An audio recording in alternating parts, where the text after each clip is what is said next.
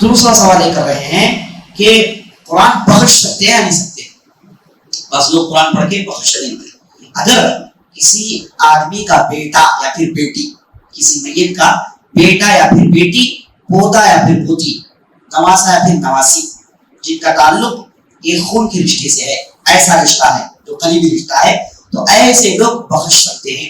کیونکہ نبی صلی اللہ علیہ وسلم کی حدیث آئی ہے اذا مات ابن آدم، اگر آدم کا لونڈا مر جاتا ہے تو 3 چیزیں چھوڑ کر جاتا ہے تو اسے ثواب ملتے رہتا ہے. وہ کون سی؟ صدقۃ جاریہ، صدقہ جاریہ اگر وہ کر کر گئے تو اسے ثواب ملتے رہے گا. صدقہ جاریہ کیا؟ ایسا صدقہ جس میں سے لوگ مسلسل ہمیشہ فائدہ اٹھا رہے ہیں.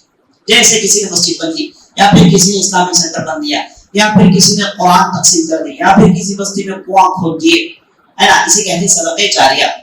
صدقہ جو جاریہ نہیں، جیسے کسی کو آپ نے کھلا دیا ایک مرتبہ، یہ صدقہ ہے، یہ جاریہ نہیں ہے. تو صدقہ جاریہ جس سے ہمیشہ لوگوں کو فائدہ ہوتے رہے، اسے کہتے ہیں صدقہ جاریہ. تو آدمی نے اپنی زندگی میں ایک صدقہ کیا جو جاریہ تھا، مرنے کے بعد اسے ثواب ملتے رہے گا. اور نمبر 2، علم ينتفع به، اس نے ایسا علم چھوڑا جسے لوگ فائدہ اٹھا رہے ہیں. اس نے بیانات کیے، لوگوں نے اسے ریکارڈ کر لیا، سن رہے ہیں. اس نے کوئی کتاب لکھی، یا پھر اس نے شاگردوں کو بنایا، علم سکھایا. تو یہ سلسلہ جب تک جاری رہے گا تب تک اسے ثواب ملتے رہے گا، علم چھوڑ کر گیا. نمبر 3، ولد صالح يدعو له، نیک اولاد چھوڑ کر گیا جو اس کے حق میں دعا کرتی ہے. جب تک یہ اولاد دعا کرتی رہے گی جب تک ثواب ملتے رہے گا. تو یہ نیک اولاد کی دعا میں قرآن شامل ہے، اس کے خیرات شامل ہیں، بلکہ ہر نیک کام جو کرتا ہے وہ منتقل ہوتے رہتا ہے.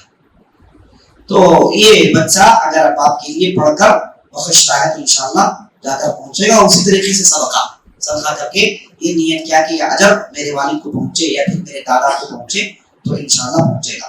واللہ اعلم.